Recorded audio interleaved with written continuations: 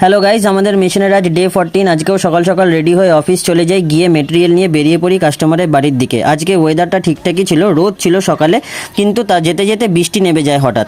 রোদ বৃষ্টি দুটো একসাথেই হচ্ছে, কোনো মানে আছে? দেন গিয়ে কয়েকটা কাজ শেষ করে ফেলি।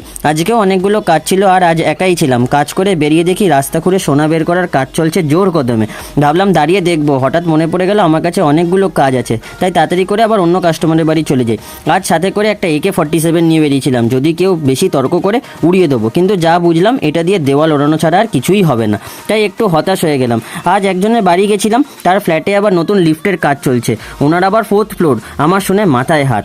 তো যাই হোক, কষ্ট করে তাও উঠলাম, মই আনতে গেলাম, আবার একাই ছিলাম, তাই আজ অনেক কষ্ট হয়ে গেছে। দেন ঝপাঝপ গিজার ইনস্টল করে এই গরমে গরম জলের ছ্যাঁকা খেয়ে বেরিয়ে আসি। তারপর আমার কিছু বন্ধুদের সাথে দেখা হয়ে যায়, একটু কথা বলে আবার বেরিয়ে পড়ি। আজকেও লাঞ্চ করতে অনেক লেট হয়ে গেছে, মায়ের মুখ খেতে হবে বলে খেয়ে নিলাম ঝপাঝপ। দেন তাড়াতাড়ি করে আবার বেরিয়ে অন্য কাজে চলে যাই।